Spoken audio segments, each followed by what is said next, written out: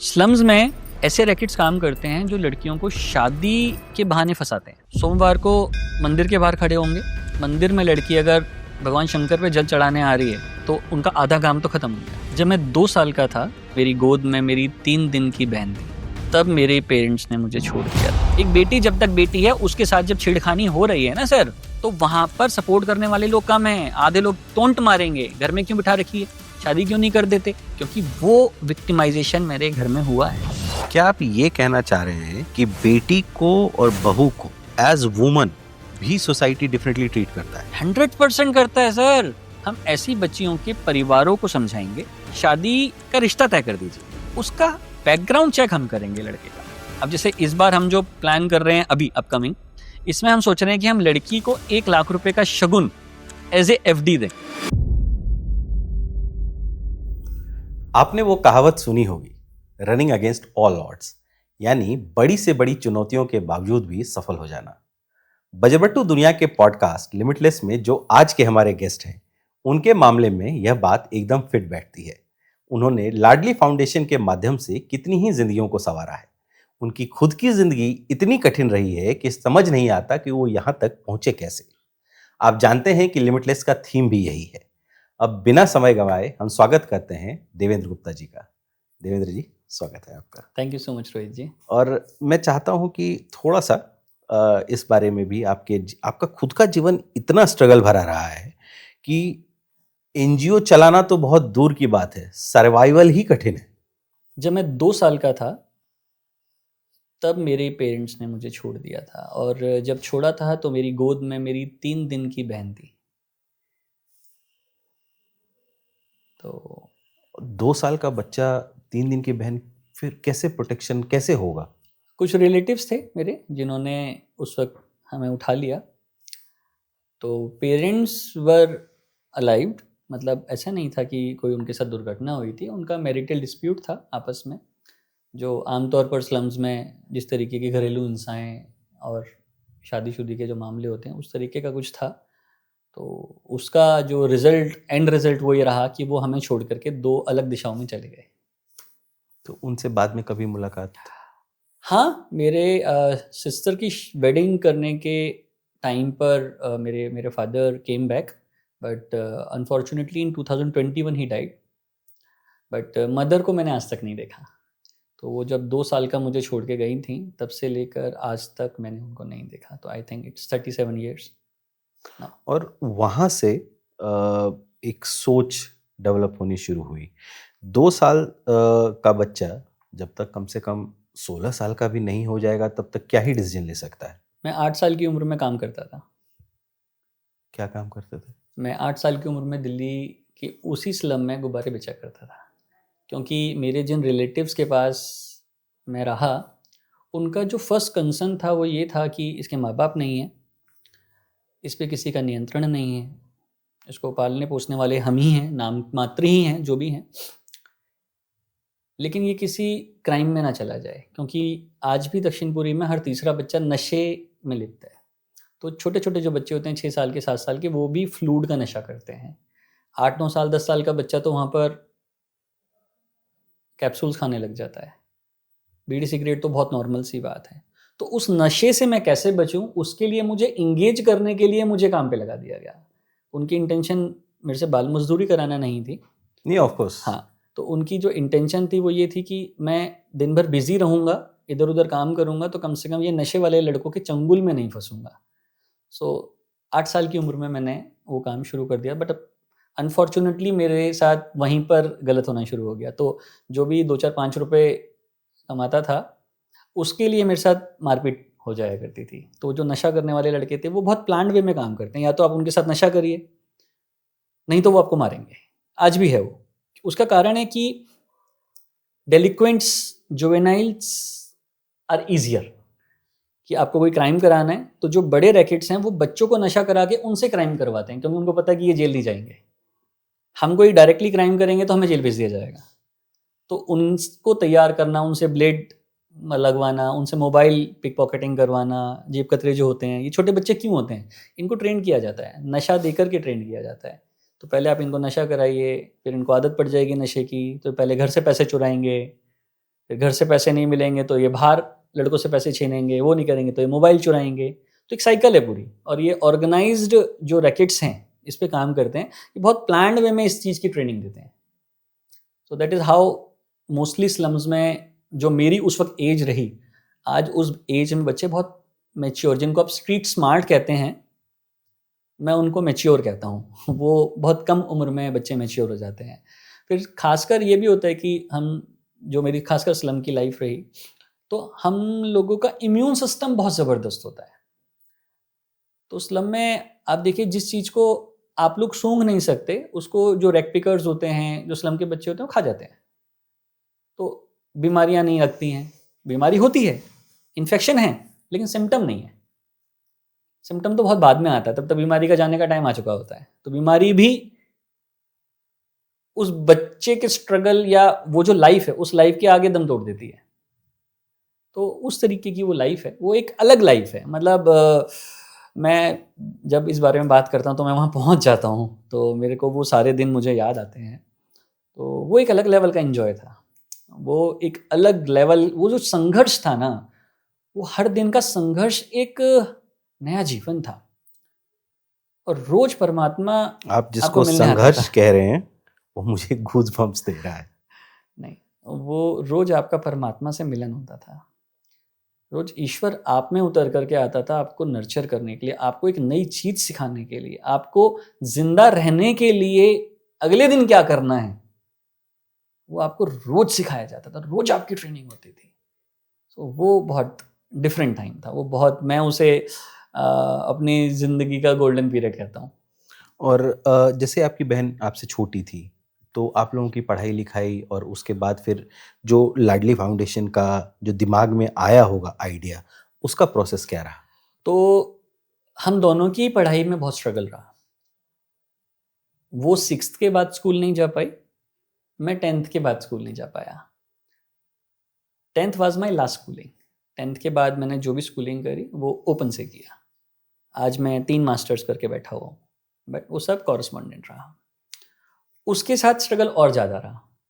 तो स्लम में क्या होता है कि खासकर गरीब परिवारों में लड़कियों के साथ हम ये सोच भी नहीं पाते हैं कि एजुकेशन उनके लिए कितनी ज़्यादा इम्पोर्टेंट है। और जो छोटी-छोटी हरकतें होती हैं समाज की, उन बच्चियों को एजुकेशन से दूर रखने की, उनकी लाइफ ख़राब कर देती हैं। आज भी छोटे घरों में लड़कियों की शादी के लिए पैसा इकट्ठा किया जाता है, उनकी पढ़ाई पे खर्च नहीं किया जाता। उनकी पढ़ाई के खर्च से काट करके शादी के लिए इकट्ठा किया जाता है। ये पहली सीढ़ी है जहाँ पर उनको बोझ माना जाता है कि इनकी शादी ज़रूरी है। अरे भैया, आप पढ़ा दो, उनको स्किल दे दो, शादी के लिए वो ऑटोमेटिकली तैयार हो जाएँगी। बट उनका भी सोचना ठीक सही है। क्यों? क्योंकि सोशल प्रोटेक्शन एक बहुत बड़ा इश्यू है। जब हम सोशल प्रोटेक्शन पे बात करते हैं तो डिले ऑफ मैरिज की वजह से उन बच्चियों के साथ जो होने वाली घटनाएं हैं, किस तरीके से क्रिमिनल रैकेट्स उनको फोर्स प्रोस्टिट्यूशन में प्लान्ड वे में ले जाते हैं, या एक माँ जब काम पे जाती है और उसे पता है कि मेरा हस्बैंड तो दारू पी करके पड़ा रहता है दिन भर, तो मेरे पीछे से मेरी बच्ची को कौन देखेगा, वो चाइल्ड मैरिज का कारण बनती है। इसको थोड़ा-सा इलैबोरेट कीजिए। मेरे 2 सवाल हैं। पहला कि ये जो फोर्स्ड प्रोस्टिट्यूशन का रैकेट है, ये शादी से कैसे लिंक्ड है? थोड़ा बहुत आइडिया है मुझे, बट अगर आप उसको एक्सप्लेन करें। और दूसरा कि शादी को सोशल सिक्योरिटी कैसे बन गई सही है? ये दोनों मेरे कोर सब्जेक्ट हैं और मुझे बड़ा अच्छा लगता है इस पे बात करना। मैं आपके पहले वाले सवाल का जवाब देता हूँ। स्लम्स में, इवन गाँव में, ऐसे रैकेट्स काम करते हैं जो लड़कियों को शादी के बहाने फंसाते हैं। सोमवार को मंदिर के बाहर खड़े होंगे। मंदिर में लड़की अगर भगवान शंकर पे जल चढ़ाने आ रही है, तो आपको पता है उसका क्या मतलब है। इसका मतलब ये है कि उसके लिए लड़का देखा जा रहा है या वो अपने लिए लड़का देख रही है, मतलब वो शादी के लिए तैयार है। फैमिली की तरफ से भी रजामंदी है, तो उनका आधा काम तो खत्म हो गया। आइडेंटिफाई कर लिया। आइडेंटिफाई हो गया ना, सिंपल। टारगेट ऑडियंस मिल गई ना उनको, एकदम आइडेंटिफाई हो गई। ये लड़की सोमवार को अगर आकर के जल चढ़ा रही है, तो इसे बताया गया है कि भैया सोमवार पे भगवान पे जल चढ़ा, तेरे को लड़का मिल जाएगा। तो किसको बोला जाएगा? जो तैयार हो चुकी है उसी को बोला जाएगा। अब मोस्टली इन घरों में क्या है कि यहाँ पर डिसीजन मेकर्स होती हैं मदर्स, क्योंकि मदर्स? यस, क्योंकि जो बाप होते हैं वो तो दारू पी के पड़े हुए हैं, अच्छा, वो तो एक्टिव ही नहीं है। एक्टिव ही नहीं है। वो तो बेचारी मदर जो कमा करके ला रही है, मार पीट करके, उससे पैसा छीन करके दारू पीते हैं। तो मदर ही है। अब उस मदर के पास वो अकेली बच्ची नहीं है, 3-4 बच्चियां हैं, एक आधा बच्ची लड़का भी है। तो वो मदर के लिए ये जो लड़कियां हैं ना, ये बोझ हैं। तो मदर चाहती है भैया ये निकलें, कैसे भी निकलें। क्यों? क्योंकि आए दिन उसका जो सबसे बड़ा स्ट्रगल है वो क्या है? वो ये सेफ है कि मैं रखना। जब काम पर जा रही हूँ तो इसको पीछे से देखेगा कौन? कोई देखने वाला। तो वो किस किस से बचा रही है? वो चाचा से बचा रही है, वो अगल बगल में जो नशा करने वाले लड़के हैं उनसे बचा रही है। तो कोई ना कोई अटेम्प्ट ना कर दे उन बच्चियों के साथ, वो हर किसी से स्ट्रगल कर रही है। सो ये पहला कारण बनता है कि जहाँ पर मदर्स ये सोचती हैं कि भैया ये निकल जाए। कैसे निकल जाए? उसके 2 तरीके हैं। या तो इसकी बचपन में ही शादी कर दो, ठीक है, या फिर इसे मंदिर भेजो, भैया कोई लड़का मिल जाए। तो जब लड़का मिल जाए की जो चाह है वो इस बात से परे ले जाती है कि लड़का कौन, उसका फायदा ये लोग उठाते हैं। तो ये प्लान्ड वे में ऐसी लड़कियां जो थोड़ी बहुत सुंदर होती हैं उनको टारगेट करते हैं। फिर उनकी माँ के पास जाते हैं कि आंटी हमने सुना है आप लड़की के लिए लड़का देख रही हैं, हमें पता चला, वो मंदिर के पंडित से पता चला, और हमारे पास एक लड़का है और हमें कोई दहेज वेज चाहिए नहीं। बस। अब वो लड़की की माँ को लगता है कि ये जो 16 सोमवार का जो व्रत मेरी लड़की कर रही है उसका फल है कि भगवान शंकर खुद चल के आ गए। तो रिलीजियस बिलीफ्स इस लेवल पर आए हैं, है ना, है ही है। भगवान ने ही कर दिया, भगवान की कृपा हो गई। वो उसका फायदा उठाते हैं। वो लड़का आएगा कि जी सास नहीं है और अच्छी बात है आपके लिए, गांव में जमीन वमीन है, यहाँ पर पक्की नौकरी है, आपकी लड़की की शादी हो जाएगी, इसको 2 वक्त का खाना टाइम से मिल जाएगा, इसकी नाइट ड्यूटी वगैरह बहुत रहती है। तो दोनों की इंगेजमेंट हो गई, मतलब एक कन्वर्सेशन क्रिएट हो गई कि हाँ ये कंफर्ट जोन है। तो माँ जो है वो ये नहीं चेक करती कि ये वाकई में जेन्युइन रिश्ता है ये क्या है। उसको लगता है कि भगवान ने रिश्ता भेजा है और बिना किसी को बताए, क्योंकि 4 रिश्तेदारों को एंगेज करूंगी तो कोई कमी निकालेगा, कोई कुछ करेगा, कोई कुछ करेगा, दहेज वहेज होना नहीं है, मेरी एक मुसीबत टल जाएगी। क्योंकि वो लड़की मुसीबत है उस घर में, उसको मुसीबत ही माना जाता है। वो उसकी शादी बिना गाँव रिश्तेदारी कुछ भी चेक नहीं करते कर देती है। थोड़े दिन बाद पता चलता है कि वो लड़का ये सेम हरकत कई लड़कियों के साथ कर चुका है और सबको बोल रखा है कि मेरी नाइट ड्यूटी है। तो जब भी वो सैटरडे संडे या कोई भी वीकडेज में या डे में पार्टियां प्लान होती हैं उनके घरों पे, लड़का पैसे दे रहा है, पैसे आ रहे हैं। सो दैट इज हाउ वो अपने दोस्तों को घरों में इनवाइट करना, दोस्तों के साथ पार्टी करना, फिर लड़की को प्रेग्नेंट करके हॉस्पिटल में एडमिट करा करके डिलीवरी के टाइम पे भाग जाना और गायब हो जाना। अब डिलीवरी के बाद हॉस्पिटल का भी बिल है, पता चल रहा है घर का भी बिल है। दैट इज हाउ ये जो सो कॉल्ड दोस्त होते थे ये आ रहे हैं और भाभी भाभी को हेल्प कर रहे हैं, फाइनेंशियल हेल्प कर रहे तो हैं। वो एंट्री ले रहे वो हैं एंट्री ले रहे हैं, वो भाभी के साथ क्योंकि कंफर्टेबल हैं, तो एक एक करके वो हेल्प ले रहे हैं। कुछ दिनों बाद जब लंबा दौर हो जाता है तो 4-6 महीने में उनमें से एक आधा व्यक्ति क्लोज आ जाता है, फिर दूसरा व्यक्ति क्लोज आ जाता है। वो क्लोजनेस जो है ज़रूरत के नाम पर शारीरिक संबंधों में लैंड करते हैं, फिर वो उसको दूसरे लोगों के पास भेजना शुरू करते हैं। सो दैट इज हाउ ये पूरा साइकिल है। मतलब विक्टिम को पता भी नहीं चला विक्टिम और को उसका पता भी, ब्रेन क्योंकि वॉश हो आप गया। पहले ही दिन किसी लड़की को बोलेंगे कि भाई तेरे को प्रोस्टिट्यूशन में जाना, तो वो राजी नहीं होगी। उसके हालात ऐसे क्रिएट कर देना, ऐसे हालात क्रिएट कर देना कि वो फर्स्ट रिलेशन में है। अब फर्स्ट से सेकंड डिफिकल्ट है, बट सेकंड से थर्ड फोर्थ फिफ्थ डिफिकल्ट नहीं है। तो उसको पहली दहलीज पार कराने में उसे पेन होता है। तो मोस्टली केसेस में क्या होती हैं, जो बहुत स्वाभिमानी लड़कियां होती हैं वो बच्चे को नाले में फेंक देना, बच्चे को छोड़ देना इधर उधर और भाग जाती हैं। ये बड़ा एक ऑर्गेनाइज्ड गैंग है। मैं इसको किसी धर्म से नहीं जोड़ना चाहूँगा, नहीं तो वो एकदम से कन्वर्सेशन ये आ जाएगी कि मैं किसी पर्टिकुलर उस पे बोल रहा हूँ, बट कुछ ऐसे शब्द हैं जो इसके लिए बनाए गए हैं समाज में। तो क्या आप लव जिहाद के बारे में बात कर रहे हो? अगर आप समझ रहे हैं तो ठीक समझ रहे हैं। बट बहुत प्लान्ड वे में उन पे काम होता है, बहुत उनको अच्छी ट्रेनिंग दी जाती है, सब कुछ होता है और ऐसे हमने आइडेंटिफाई किए हैं। तो आप बता रहे थे कि बहन के साथ भी इस तरह की समस्याएं थी, नहीं नहीं मेरे अर्ली शादी कर देने की। उसके साथ इस तरीके की समस्या नहीं थी, उसके साथ समस्या दूसरी थी। उसके साथ समस्या ये थी कि हम दोनों को संभालने वाला कोई नहीं था और उसको को चाइल्ड मैरिज से बचाना मेरे लिए स्ट्रगल था। हाँ, मेरे पूछने का यही मतलब। हाँ, तो मैं जहाँ रहता था तो रिलेटिव्स का ये था कि शादी कर दो, तो उस टाइम पर स्टैंड कौन ले? So that was me only जो स्टैंड ले सकता था, तो मैं काम भी करता था। और फिर जब वो उस एज से बाहर आ गई कि अब वो चाइल्ड नहीं है, जब वो 18 की हो गई, तो दूसरा स्ट्रगल शुरू होता है। That struggle is dowry. कि आप बनियों के घर में पैदा हुए हो, नाम के पीछे गुप्ता लगा हुआ है, तो अब आप जिस भी घर में जाओगे तो वहाँ पहला सवाल ये है कि कितने की शादी करोगे? हाँ, मैंने सुना है शादी में कितना लगाओगे। कितना लगाओगे? तो वो एक बड़ा स्ट्रगल था। तो जब उससे पार पा कर के बहुत स्ट्रगल के बाद एक अच्छा रिश्ता मिला, तो वो एंड नहीं हुआ टॉपिक। वो मुझे समझ में आया कि ये मैं अकेला नहीं हूँ, और मेरी जो लाइफ रही है that was not family, that was society. तो मैंने जो जीवन जिया वो पारिवारिक जीवन नहीं जिया बचपन से, मैंने सामाजिक जीवन जिया, क्योंकि समाज ही मेरा परिवार था। तो जिन लोगों के साथ मैंने बचपन में भी रहता, भले ही रिलेटिव्स के पास था, बट मुझे खाना जो है वो पड़ोसियों ने खिलाया है। तो मैं उस गली में, अगर 22 मकान थे, मतलब जिस गली में मैं रहता था 44 मकान थे, उसमें 44। तो अगर उसमें फ्लोर वाइज देखा जाए तो करीब करीब वो हो गए, कम से कम एक ही गली में 200-250 मकान हो गए। तो मैंने हर दिन किसी नए घर में खाना खाया है, हर दिन। तो मतलब ये आप कह सकते हैं कि साल में अगर 365 दिन होते हैं तो 200 दिन मैंने बाहर ही खाना खाया है, लोगों के घरों में खाना खाया है। तो मेरा जीवन ही सामाजिक रहा, बचपन से ही मेरा जीवन सामाजिक रहा। तो उनके भी वही कंसर्न थे। तो मुझे ये लगा कि ये मेरी अकेले की जर्नी नहीं है। तो मेरे साथ जो फेलोज़ थे उनके साथ भी वही कंसर्न था। तो किसी के यहाँ पर डिले ऑफ मैरिज की वजह से कुछ चल रहा है, किसी के यहाँ डाउरी की वजह से कुछ चल रहा है, किसी के यहाँ पर डोमेस्टिक वायलेंस चल रहा है, किसी के यहाँ लड़की भाग गई है, किसी के साथ वो चल रहा है। तो एक स्लम में जिस दिन एक लड़की भागती है, उस दिन उस स्लम की सारी लड़कियाँ पिटती हैं कि वो तो भाग गई, तुम मत भाग जाना। वो डर मेंटेन करने के लिए।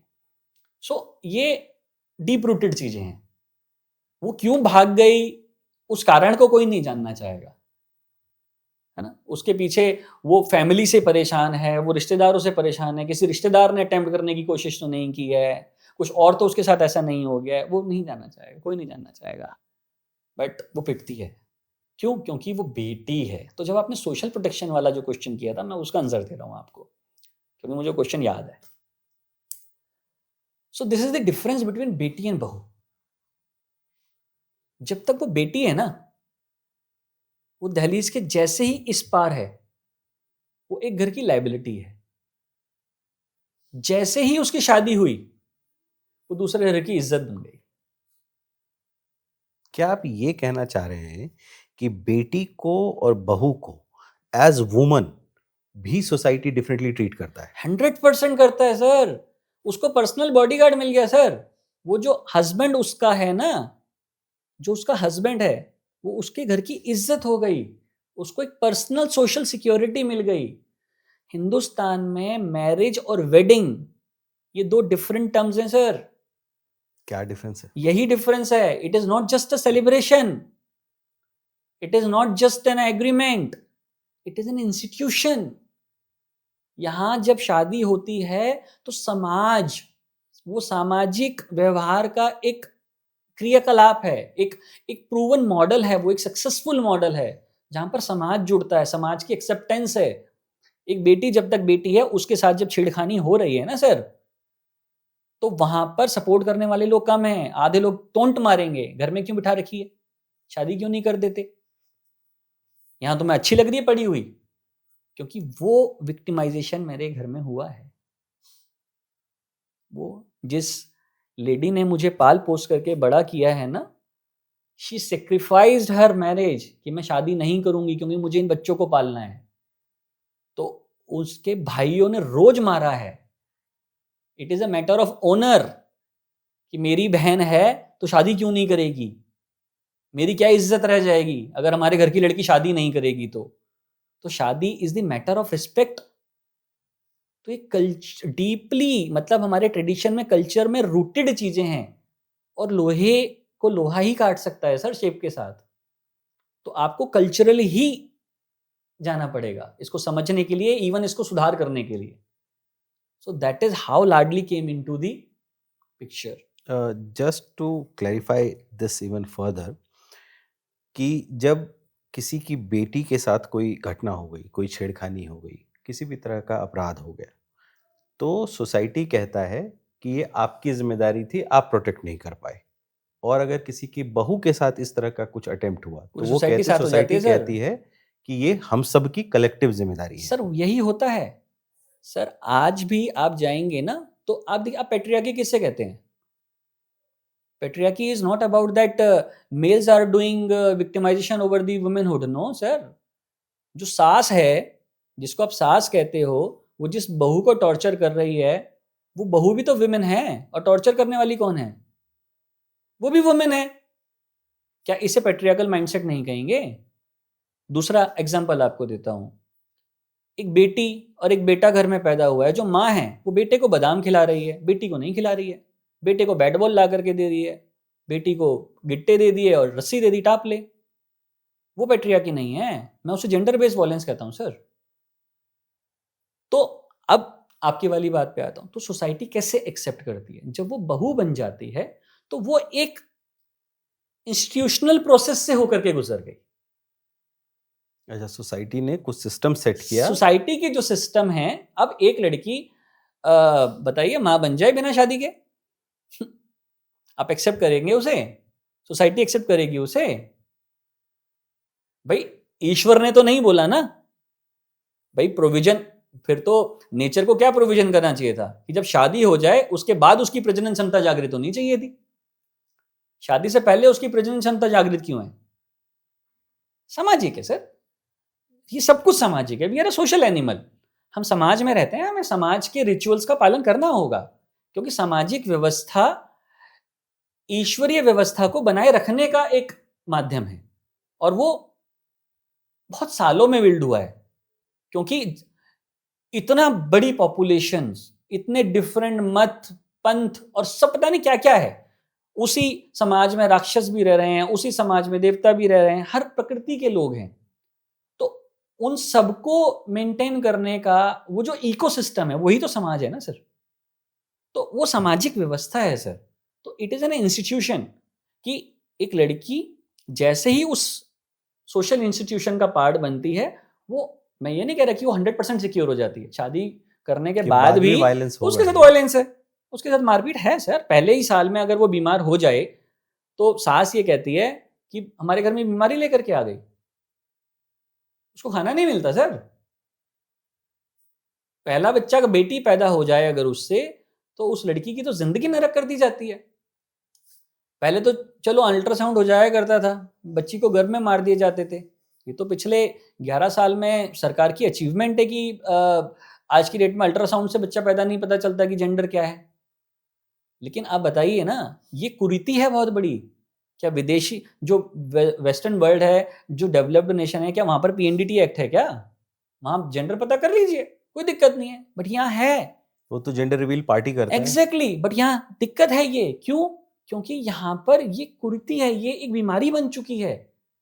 और ये कल्चर से स्टेब्लिश हुई बीमारी है। कल्चर में जब जब फंगस लगा, जो ना जाने किन मानसिकताओं के कारण लगा, उससे ये बीमारियां पैदा हुई हैं।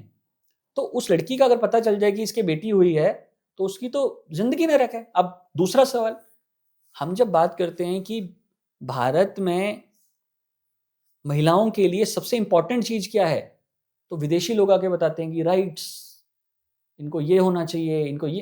अरे भैया, मैं कहता हूँ हेल्थ। एक बच्ची जो पैदा हुई है, जो होने नहीं वाली थी, आपको उसको सिक्योरिटी कैसे दोगे कि ये 5 साल जिंदा भी रह ले? सर प्लान्ड वे में घर में अगर छोटी बच्ची को अगर ट्यूबरक्लोसिस हो जाए या निमोनिया हो जाए ना, तो प्लान्ड वे में उसका इलाज नहीं कराया जाता कि चल इस बहाने निपट जा। 5 साल वो जिंदा कैसे रहे सर? 5 साल बाद एजुकेशन आती है, वो 5 साल अस्तित्व तो रहे उसका, तब उसकी एजुकेशन की बात होगी। और जिस दिन एजुकेशन की बात शुरू होती है, उस दिन से उसकी शादी की बात शुरू हो जाती है। ये दुर्भाग्य है इस देश का कि शादी के लिए भी इंश्योरेंस पॉलिसी है। अरे भाई, ऐसी क्या बड़ी चीज हो गई शादी कि आपको शादी के लिए पैसा ही इकट्ठा करना है? बट ऊपर से आई हुई चीजें हैं। एक कम्युनिटी है, वो दिखाती है कि शादी क्या होती है, तो वो ड्रीम बन जाता है। वो ड्रीम छोटा होते शोशेबाजी बन जाती है, फिर वो ज़रूरत बन जाती है, फिर वो रिचुअल बन जाती है। बट आप कहते हैं कि ये कल्चर में डीप रूटेड है, बट हमेशा तो ऐसा नहीं रहा होगा। बिल्कुल नहीं रहा सर। ये तो कहीं बीच में कुछ ऐसा हो गया जहाँ चीज़ें बदल गई। सर आप घूंघट व्यवस्था क्या है सर? रात में विवाह होते थे क्या? हमारे सनातन में तो नहीं होते थे। दिन में शादियां होती थी, सूर्य देव की मौजूदगी में होती थी। घूंघट हुआ ही नहीं करता मुगल्स में, क्योंकि मुगल्स के टाइम पर सुंदर लड़कियों को मंडप से उठा के ले जाया करते थे, तो चोरी छुपे रात को शादियां होती थी। घूंघट में इसलिए होती थी कि भैया सुंदर लड़की है, दिखे ना, नहीं तो इसे ले जाएंगे। तो ये तो आक्रांता जो आए, उनके जो जिस तरीके से उनके अत्याचार रहे, ये तो उसका परिणाम है ना सर। सामाजिक व्यवस्था तो उसी के अकॉर्डिंग बदली है। ये तो एक तरीके का इवोल्यूशन है, इवॉल्व हुई चीजें। व्यक्ति ने अपने आप को बचाने के लिए इवॉल्व किया, समाज ने अपने आप को बचाने के लिए इवॉल्व किया। तो ये वो सब चीजें हैं। तो इसमें महिलाओं का भी तो रोल रहा होगा कि वो आज बैकस्टेज पर आ गई। सर दो चीजें हैं। एक तो उस समय के जो पुरुष थे वो बहुत विजनरी थे, उन्होंने प्लान्ड वे में महिलाओं को पीछे रखा। जो इसमें सबसे बड़ा गैप आया वो आया उनको एजुकेशन से दूर रखा। उनको ये समझ में आ गया उनको कि ये समझ में एजुकेट हो आ गया जाएंगी था कि अगर ये पढ़ी लिखी रही तो ये हम पे राज करेंगी। नहीं तो सर ऋग्वेद में ना 36 ऋषिकाओं ने श्लोक दिए हैं, विवाह सूक्त, जिससे आज सनातन धर्म में विवाह होता है, वो सारे मंत्र वेदों के जो हैं वो सूर्य सावित्री द्वारा लिखे गए हैं। हम अपाला को नहीं भूल सकते, हम घोषा को नहीं भूल सकते, हम गार्गी मैत्री को नहीं भूल सकते। ये हमारे मतलब उस ज्ञान परंपरा की मूर्तियां थी, ये ऋषिकाएं, मतलब टिकते नहीं थे इनके आगे। तो वो एक जरूर कि जब जब वो शारीरिक तौर पर दुर्बल हुई, उनको फिर पीछे धकेल दिया। भाई ये तो प्रकृति है। एक विमेन जो है वो मानसिक तौर पर स्ट्रांग होती है, एक पुरुष जो है वो शारीरिक तौर पर स्ट्रांग है। तो ये तो प्रकृति है, क्योंकि उसने बच्चे को पैदा करना है, उसने ईश्वर को जानना है, फिर उसके साथ इमोशंस बहुत ज्यादा है। एक महिला मां बनने के बाद सब कुछ छोड़ सकती है, career is not important for her, हम तो नहीं छोड़ सकते। भाई मां क्या है, मातृत्व क्या है, ईश्वरीय अनुभूति क्या है, वो यही तो है ना कि जिस दिन एक महिला मां बनती है उसकी सारी प्रायोरिटीज खत्म। उसकी पहली प्रायोरिटी क्या है, मुझे अपने बच्चे को देखना है। वो एनिमल्स में भी है, वो ह्यूमन में भी है। विलिंगली दे दिया। विलिंगली, आप सर इसे विलिंगली कह रहे हैं, मैं कह रहा हूं कि वो एक प्रोसेस है, प्रकृति है। जिस दिन एक आप कह रहे लड़की हैं कि मां ये बनती ऐसी है, ही बनी हुई है। वो उसकी प्रकृति है, वो कि जिस दिन वो मां बनती है वो ईश्वर हो जाती है। वो फिर अपनी रही ही नहीं, उसका बच्चा ही सब कुछ हो गया उसके लिए। तो फिर तो जब वो खुद की ही नहीं रही तो उसके लिए कैरियर क्या। तो वो चीजें उसके साथ होनी शुरू हुई, वो शारीरिक तौर पर दुर्बल हुई, और तो उसकी दुर्बलता ने उसको पीछे धकेल दिया। और वो जैसे ही थोड़ा सा पीछे हुई, वो आगे आ गए। वो आगे आ गए तो रीत क्या बन गई कि ये आगे चलेंगे, ये पीछे चलेंगे। वो रिचुअल बन गई, वो रीत बन गई, वो कल्चर बन गया, वो ट्रेडिशन बन गया। सो दैट इज हाउ मुझे लगता है कि विमेन डेवलपमेंट में जो हडल्स रहे हैं वो यही सब रहे हैं, है ना। हर महीने उसको मासिक धर्म होना, अब उस मासिक धर्म में वो अगर एनेमिक हो जाएगी, उसको पोषण नहीं मिलेगा, उसके साथ लिकोरिया जैसी बीमारियां हो जाएंगी, पैथोलॉजिकल लिकोरिया, यूटीआई, ये सारी चीज़ों की तो हम आदमी क्या हर महीने सफ़र कर रहे हैं क्या इस बात से कि हमें हर महीने जो है वो ड्यूरिंग मेंस्ट्रुएशन जो है इस रिस्क के साथ गुजरना है कि हमें लिकोरिया ना हो जाए, यूटीआई ना हो जाए। वो हर महीने लड़ रही हैं सर, हर महीने लड़ रही हैं। वो हर महीने उनका कंसर्न है इस बात को लेकर, इस चक्कर में विटामिन D3 कम हो जाएगा, B12 कम हो जाएगा। तो कहाँ है उनके पास एनर्जी लेवल, उस लेवल का पौष्टिक आहार उनको नहीं मिलता है। तो there is no comparison of men and women, हम कंपेयर कर ही नहीं सकते हैं। वो हमसे बहुत ज़्यादा पावरफुल हैं, वो हमसे बहुत ज़्यादा क्षमतावान हैं। वो तो आप ये मानिए कि ईश्वर ने उनको बहुत मजबूत बनाया है। शारीरिक तौर पर उनको जितना कमज़ोर बनाया है, मानसिक तौर पर उनको उतना ही मजबूत बनाया है। ये तो व्यवस्था ऐसी रही, सामाजिक व्यवस्था ऐसी रही कि हम लोग ये क्लेम करने लग गए कि हम आगे हैं, और वही हमारी प्रधानता का कारण बन गया कि पुरुष प्रधान, पुरुष प्रधान, पुरुष प्रधान, पुरुष प्रधान देश, पुरुष प्रधान राज्य। वो एक सामाजिक विकार है। मैं उस सामाजिक विकार को सपोर्ट नहीं करता हूँ। फिर वहाँ से लाडली फाउंडेशन की तरफ। तो सर, लाडली इसी बात को लेकर के शुरू हुई कि ऐसी जो बेटियां हैं जो डिले ऑफ मैरिज की वजह से टारगेट हो जाती हैं, हम ऐसी बच्चियों के परिवारों को समझाएंगे और उनको एक प्लेटफॉर्म देंगे कि आप अपनी बच्ची की शादी का रिश्ता तय कर दीजिए, उसका बैकग्राउंड चेक हम करेंगे लड़के का। बट ये थोड़ा एस्केपिस्ट मेथड नहीं हो गया कि बजाय उसको एम्पावर करने के हम कह रहे हैं कि शादी कर दो? नहीं, मैं पूरी बात बता रहा हूँ आपको कि पूरा हमने क्या किया, क्योंकि अभी आपने आधा सुना। क्योंकि अल्टीमेटली उसकी शादी होनी है। आज भी हमारे सेंटर्स में, आज भी स्कूल में, क्या 100% लड़कियां स्कूल अटेंडेंस फॉलो कर रही हैं? क्या घर से जाती हैं स्कूल के लिए बट बंक मार रही हैं? एक ह्यूमन टेंडेंसी भी है सर। आप जिनको बेनिफिट देना चाह रहे हो वो रिसीवर कितने हैं, वो भी इंपॉर्टेंट है। तो इन लड़कियों को जब हम स्क्रीन करते हैं, जब परिवारों की रिक्वायरमेंट को समझते हैं और लड़कियों की रिक्वायरमेंट को समझते हैं, तो सब बहुत अलग अलग हैं। परिवार क्या चाहता है? परिवार के पास 2 पैसे नहीं है। वो लड़की आज तक, उसको 11वीं 12वीं कक्षा में होने का उसकी एज है, लेकिन उसको अपना नाम तक लिखना नहीं आता। आप बताइए ना मुझे, आप उसे क्या सिखाएंगे? आप उसे स्कूल भेजेंगे, वो स्कूल जाएगी। आज 18 साल की लड़की को पहली कक्षा में डाल सकते हैं क्या? ऐसे में क्या करेंगे आप? ऐसे में क्या बनता है, मैं वो आपको बता रहा हूँ।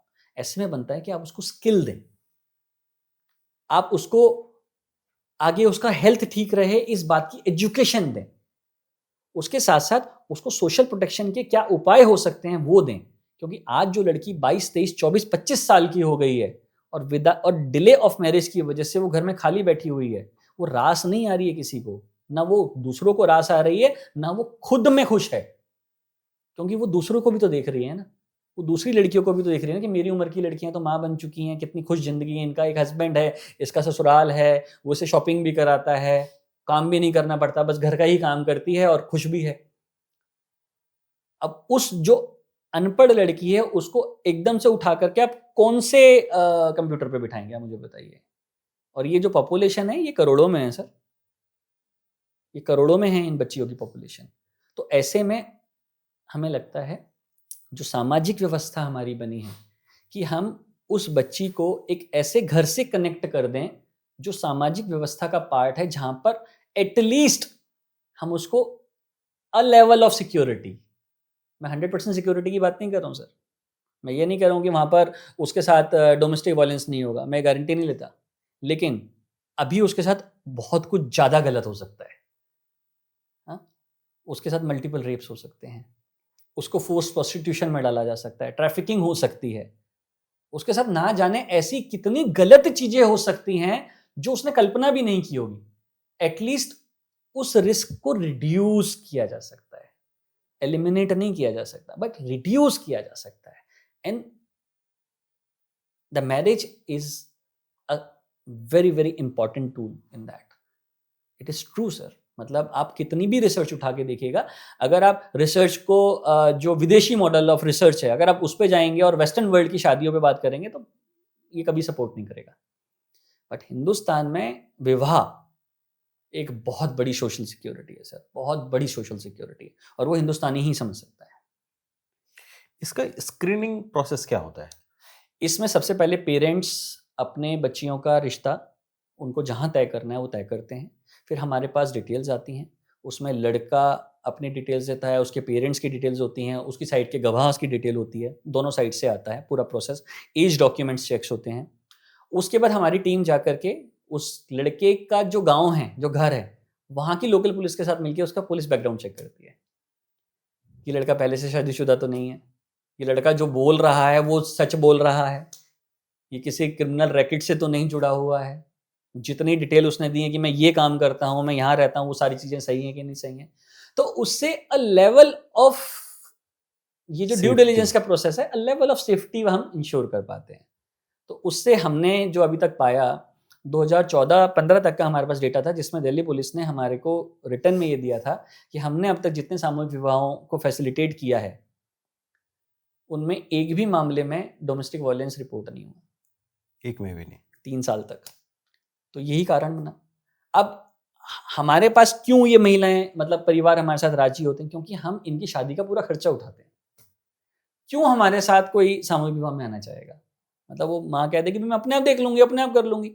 तो हम उनको थोड़ा सा ये लालच देते हैं कि आपकी बेटी की शादी इतनी अच्छी करेंगे जितनी आपने सोची नहीं होगी। आपके जो जितने भी सामाजिक रिचुअल्स होते हैं, पारिवारिक रिचुअल्स होते हैं, होता है ना कि सास जा लड़की गई शादी के बाद ससुराल, तो अरे तेरी माँ ने तो साड़ी भी नहीं दी, शॉल भी नहीं दी। नहीं, वो रिचुअल्स हैं, वो उनके कंठस्थ हैं, उनके बिहेवियर में, उनके ब्लड में आ चुकी है कि भैया शादी होगी तो ये रिचुअल्स फॉलो होंगे, ये तोरण होगा, ये दिया फोड़ा जाएगा, ये होगा, ये होगा। तो तुम्हारे घर वालों ने ये नहीं किया। नहीं, तो हम लाडली में क्या करते हैं, उस बच्ची के जितने भी पारिवारिक रीति रिवाज हैं, जिस घर में वो जा रही है वो और जिस घर से वो आ रही है, दोनों के रिचुअल्स को 100% सेलिब्रेट करते हैं, ताकि किसी के मन में ये भ्रम ना रह जाए कि हमारे घर में इसकी वजह से कुछ अपशगुन हो गया। ये बहुत ज़्यादा है टैबूज, है ना? तो वो हम बहुत ज़्यादा ख्याल रखते हैं। तो हम शादी बहुत अच्छे लेवल पे करते हैं, तो वो उन परिवारों के लिए बहुत बड़ा लालच बन जाता है। अब जैसे इस बार हम जो प्लान कर रहे हैं अभी अपकमिंग, इसमें हम सोच रहे हैं कि हम लड़की को 1 लाख रुपए का शगुन एज ए एफडी दें और उसका टाइम रखें कि ये 3 साल में मैच्योर होगी, और लड़का लड़की दोनों के नाम पे जॉइंट होगी। दोनों को बोल दिया जाएगा कि 3 साल आपको ये रिश्ता निभाना है। अब आप देखिए, आप रिसर्च उठाइएगा, पहले ही साल में कितने डिवोर्स हो जाते हैं। So here we are trying to reduce that. हमें लगता है कि अगर 3 साल एक बच्ची अगर सफल जिंदगी बिना डोमेस्टिक वायलेंस के, अगर उस दोनों ने हस्बैंड वाइफ ने अच्छी से गुजार ली, तो वो एक रास्ते पे चले जाएंगे। हो सकता है 3 साल में उनका बच्चा भी हो जाए, तो जब बच्चा हो जाएगा तो और रास्ते पे चल जाएंगे। So that is how that we are trying to solve that. Plus हम उसको क्या दे रहे हैं, 1 लाख रुपए का स्किलिंग का हम अब खर्चा उसका उठा रहे हैं कि तुम स्किल करो, तुम्हारी स्किल पे जो खर्चा आएगा वो हम बियर करेंगे लाडली में। तो इसकी वजह से पेरेंट्स हमारे साथ जुड़ते हैं, वो रिश्ता खुद तय करके आते हैं, और मोस्ट वल्नरेबल जो परिवार होते हैं हम उन्हीं पर इस बात को, उस वो हमारा अपना एक प्रोसेस है कि हाँ, हमारे क्योंकि पास। अदरवाइज अगर कोई परिवार शादी करने में सक्षम है तो उस पे जबरदस्ती घुस के भी क्या करना है। हम घुसते भी नहीं हैं सर, हम तो अपना एप्लीकेशन इनवाइट करते हैं, हम अपना एक एडवर्टाइज चलाते हैं, उसमें जो रजिस्ट्रेशन हमारे पास आ जाते हैं उन रजिस्ट्रेशंस को हम फिल्टर करते हैं हमारे पैरामीटर्स पर। Vulnerability indicators are very important tools for us. हम वल्नरेबिलिटी मैपिंग करते हैं, फिर हमारे पास जितने बजट्स हैं अपने, तो अब हम भी तो गवर्नमेंट तो है नहीं कि जी हमारे पास कोई पैसे आ रहे हैं, हम पैसा किसी से लेते नहीं है। ये लाडली की ब्यूटी है। तो कैसे फंड होता है। तो लाडली का जो सबसे बड़ी ब्यूटी वो ये है कि we work on a model जहां पर हम लोगों से इन काइंड कॉन्ट्रीब्यूशन लेते हैं कि शादी हम ऑर्गेनाइज कर रहे हैं, हम इस बात की अनाउंसमेंट करेंगे, कोई आ रहा है, कोई कह रहा है भाई मैं कपड़े दे दूंगा, मैं खाने का खर्चा उठा लूंगा, तो जो भी आपको करना है आप डायरेक्टली वेंडर्स को कर दीजिए, हम पैसे नहीं लेंगे। अब एक व्यक्ति है, उन्होंने बोला है कि मैं 3 साल की मेडिकल इंश्योरेंस का सारा खर्चा मैं दूंगा। एक व्यक्ति ने बोल दिया है कि इन लड़कियों को जो 1-1 लाख रुपए का शगुन देना है, इनकी एफडी मैं बनवाऊंगा। So that is how Ladli work. So यही हमारी स्ट्रेंथ रही है कि हम लोगों ने पैसे को नहीं मांगा, हमने लोगों को मांगा कि आप आ जाओ, हम और आप परिवार हैं, और इस सामाजिक व्यवस्था को हम मिल करके चलाएंगे। So that is how we do. जो मास वेडिंग्स होती हैं, ये जो सामूहिक विवाह जो आप लोग भी काफ़ी ऑर्गेनाइज करते हैं, इसमें तो कई बार ऐसी खबरें भी आती हैं कि गलत लोगों की शादी करा दी। हो रहा है सर। सर जहां पर ड्यू डिलिजेंस प्रॉपर नहीं होगा, अब आप एक साथ हजारों हजारों शादियां कर रहे हैं और वहां पर सबको पता है कि ये शादी पैसे के लालच में हो रही है। कि एनजीओ अपना एनजीओ फायदा। नहीं सर, सरकार। सरकार। सर ये सरकार के यहाँ पर है, ये एनजीओ में जो शादियां होती हैं ना सर, वहां पर क्या है कि किसी को लाभ नहीं मिल रहा, तो इसलिए वहां जो होता है वो जेन्युइन होता है। लेकिन जहां पर सरकारी स्कीम्स आ चुकी हैं, जैसे मैं उत्तर प्रदेश की बात करूंगा, उत्तर प्रदेश सामूहिक विवाह, मुख्यमंत्री सामूहिक विवाह योजना जो है, इस योजना को लाने में लाडली का बहुत बड़ा योगदान है, लाडली फाउंडेशन का बहुत बड़ा। ये जब पॉलिसी ड्राफ्ट हो रहा था तो हम लोगों ने बहुत, लेकिन हमने जिस तरीके से इसको ड्राफ्ट करवाया था, आज ये बिल्कुल वैसी नहीं है। बहुत इसमें चेंजेस आ गए, नेताओं ने अपने हिसाब से इसको मॉडिफाई किया अपने लोगों को बेनिफिट देने के लिए। इवन पिछली सरकार में तो, समाजवादी सरकार में क्या हुआ था कि इसको सिर्फ माइनॉरिटी गर्ल्स के लिए ये स्कीम थी। अरे भैया, नॉन माइनॉरिटी गर्ल्स क्या वल्नरेबल नहीं होती हैं क्या? वो भी तो वल्नरेबल हैं। तो फिर ये हम लोगों ने बहुत इसको चेज़ किया, तो ये सबके लिए कॉमन हुई। अब कॉमन हुई तो इसमें डीएम्स को सबको बोल दिया गया कि भाई इतने हज़ार रुपए मिलेंगे, इतने लाख रुपए मिलेंगे, इसको करो। अब जिन-जिन लोगों को पैसे मिलने हैं, वो झूठे खाते खुला करके जो शादीशुदा हैं, वो भी शादी करा रहे हैं। तो बहुत सारे ऐसे मैटर्स हैं, बहुत सारे ऐसे स्कैम्स हैं, जहाँ पर कोटा पूरा करने के लिए, नंबर पूरा करने के लिए, पैसा एग्ज़ॉस्ट करने के लिए ज़बरदस्ती शादियाँ हो जाती हैं। अधिकारी लेवल पे बहुत सारे ऐसे स्कैम्स हो रहे हैं। लेकिन जो कम्युनिटी वेडिंग्स, जो मास वेडिंग्स होती हैं, वहाँ पर इस तरीके की चीज़ें नहीं होती हैं। और जहाँ पर खासकर जिन संस्थाओं का ड्यू डिलिजेंस बहुत स्ट्रॉन्ग है, वहाँ पर सबसे बड़ी चीज़ क्या निकल कर के आती है रोहित जी, कि लड़की के साथ जब कोई एट्रोसिटी होनी होती है ना, तो जो दूसरा परिवार है, जो उसके साथ एट्रोसिटी करने वाला है, वो इस बात को ध्यान में रखता है कि इसकी शादी में कौन-कौन लोग आए थे। अच्छा। तो ये मास वेडिंग, सामूहिक विवाह एक बहुत बड़ा सोशल प्रोटेक्शन की अम्ब्रेला है ये, जो बहुत सारी कुरीतियों से बचाती है। क्योंकि मतलब वो आप कह रहे हैं कि अगर लाडली के थ्रू शादी हुई या किसी भी ऐसी संस्था के थ्रू शादी हुई जहाँ पर चीफ गेस्ट में या गेस्ट में पुलिस के अधिकारी थे, पॉलिटिशियंस थे, तो वो सामने वाली पार्टी दबाव में रहती है। दबाव, कौन-सी पार्टी? जो गलत लोग हैं, हाँ। जो ऐसे लोग हैं जो मार-पीट करके दहेज लेने वाले हैं। पहले आप कितने मामले सुनते थे कि केरोसिन से जला दिया, केरोसिन से जला दिया। आज आप बताइए, पिछले 10 साल की घटनाओं में कितने हाई ड्रास्टिकली रिड्यूस हुए हैं। नहीं तो हर दिन की न्यूज़ थी। तो मास वेडिंग से ये फ़ायदा होता है कि जब आईपीएस ऑफ़िसर शादी में आ रहे हैं, बड़े अधिकारी आ रहे हैं, तो आप देखिए ये बहुत फ़र्क पड़ता है इस बात का। जो गलत लोग हैं, उन पे तो बहुत फ़र्क पड़ता है। एक बहुत पुरानी थियरी है रिलीजन वर्सेस रिसोर्स की, और चूंकि शादी जैसी संस्था में आपका ऐसा विश्वास है और धर्म में भी काफ़ी विश्वास है, तो जब कहते हैं कि रिसोर्स पर कंट्रोल की लड़ाई होती है, जैसा लेफ्टिस्ट थियरी है, और religion has not much to do with the victims, victim का रिसोर्सलेस होना ज़्यादा बड़ी समस्या है। तो आप वहाँ पे रिलीजन और रिसोर्स का कैसे संबंध देखते हैं? सर पहली बात तो रिलीजियस थिंग्स और रिसोर्सेज़ को हम अलग देख ही क्यों रहे हैं? संसाधन क्या हैं सर? संसाधन से हमारा अभिप्राय क्या है? पहले तो ये बताइए हम सर। संसाधन किसके लिए हैं सर? अगर ईश्वर ने पेड़ लगाए हैं और उन पेड़ों पे फल लगाए हैं तो किसके लिए लगाए हैं सर? सर यूज़ और यूटिलाइज़ेशन में फ़र्क है सर।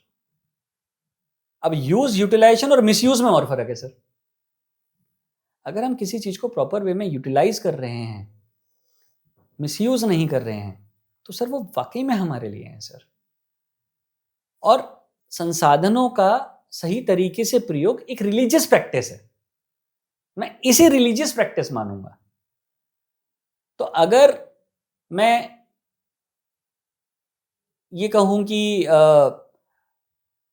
मुझे ईश्वर ने ये नहीं दिया, मैं रिसोर्सलेस आदमी था,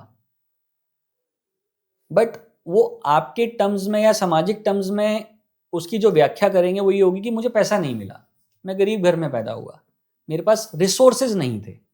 बट जो स्ट्रेंथ, जो करेज मुझे मिली, क्या वो रिसोर्स नहीं है?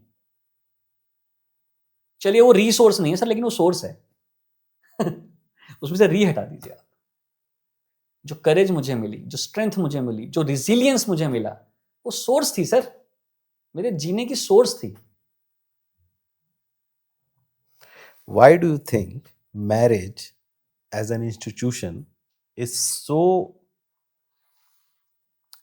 synonymous with the idea of India? Sir ये कल्चरल बिलीफ्स ना एक दिन में डेवलप नहीं हुए और किसी एक व्यक्ति ने किताब में नहीं लिख दिया, उससे नहीं हुआ सर ये। नहीं, इसको इतनी आसानी से उत्तर नहीं दिया जा सकता। इसके लिए तो सर आपको बहुत गहन अध्ययन की आवश्यकता है, क्योंकि मैरिज जिसकी आप बात कर रहे हैं, ये हर समय पे हमेशा अलग तरीके से हुई है। एक समय पे ये स्वयंवर के रूप में हुई है, उससे पहले किसी और तरीके से रही होगी, फिर किसी और तरीके से रही होगी। मैं आज की जो विवाह व्यवस्था है, मैं सिर्फ उसकी बात कर रहा हूँ। और आज भी भारत में व्यवस्था अलग है। भारत में भी छोड़िए, चलिए नॉर्थ इंडिया में अलग है, साउथ इंडिया में अलग है, ईस्ट इंडिया में अलग है, वेस्ट में अलग है, नॉर्थ में भी अलग है। आइए चलिए, नॉर्थ में राजस्थान में अलग है, अयोध्या में अलग है। तो ये एक डेमोग्राफी बेस्ड सॉल्यूशन है सर। आप आसाम में जाएंगे तो सुआ लोगा एक अलग प्रक्रिया है। मेंस्ट्रुएशन से वहां से शुरू होता है, पहले दिन मेंस्ट्रुएशन का एक साल तक उसके साथ डिफरेंट चीजें सेलिब्रेट की जाती हैं। एक तरफ दूसरे लोग उसे विक्टिमाइजेशन कहते हैं, वो कल्चरल बिलीफ वहां के हैं। सो भारत में विवाह को समझना किसी एक पेन से नहीं लिखा जा सकता सर। और जिस तरीके के हम लोगों के डिफरेंट कल्चर्स हैं, डिफरेंट लैंग्वेजेस हैं, हमारे फूड हैबिट्स हैं, जितना हमारा सामाजिक सरोकार हर जगह डिफरेंट है। मेघालय में जाएंगे तो वहाँ पर आदमी लड़की के घर जाता है ना, वहाँ पर विमेन प्रधान है, वो आदमी शादी होकर के घर जाएगा, वो वहीं रह जाएगा। अरुणाचल में जाएंगे तो वहाँ पर 2-2 3-3 वाइफ्स का प्रोविजन है। तो एक तरीके से नहीं सर इसको, ये हम जहाँ रह रहे हैं, जिस पर्टिकुलर सेगमेंट की हम बात कर रहे हैं, डिफरेंट कास्ट की हम बात कर रहे हैं। अब जिस दहेज की मैं बात कर रहा हूँ वो हमारे बनियों में बहुत ज्यादा है, बट कुछ कास्ट ऐसी हैं जहाँ पर बिल्कुल नहीं है भाई, बनियों और में, ये भी बहुत है ना। मजेदार बात है कि एक ऐसे परिवेश में जहाँ सर्वाइवल की इतनी दिक्कत है, वहां भी कास्ट शादी में मैटर कर रहा है। सर बिल्कुल मैटर कर रहा है सर, सर बिल्कुल मैटर कर रहा है, और बहुत ज्यादा मैटर करता है सर। तभी तो मैं इसको सामाजिक व्यवस्था कहता हूं, मैं इसको प्राकृतिक व्यवस्था कहाँ कह रहा हूं सर। हम विवाह को प्राकृतिक व्यवस्था कह ही नहीं सकते, ये ईश्वरीय व्यवस्था नहीं है सर। ये मैन मेड चीजें हैं। ये ईश्वर ने तो जो व्यवस्था दी थी उसका तो शायद ही हम कोई पालन कर पाएंगे सर। हम ईश्वर के दिए हुए पेड़ पौधों को ही नहीं बचा पा रहे हैं, उसके पानी को ही क्लीन नहीं रख पा रहे हैं, उसकी हवा को ही क्लीन नहीं रख पा रहे हैं। तो ईश्वरीय व्यवस्था तो बहुत डिफरेंट चीज है सर, उसके लिए तो हमें बहुत कुछ छोड़ना पड़ जाएगा। आप जो इतना सोशल वर्क करते हैं और आपका फाउंडेशन जो इतने काम करता है, ये सबको तो पसंद भी नहीं आता होगा। मैं जो करता हूँ सर वो मुझे भी समझ में नहीं आता कि मैं करता क्यों हूँ और कैसे करता हूँ और कैसे हो जाता है।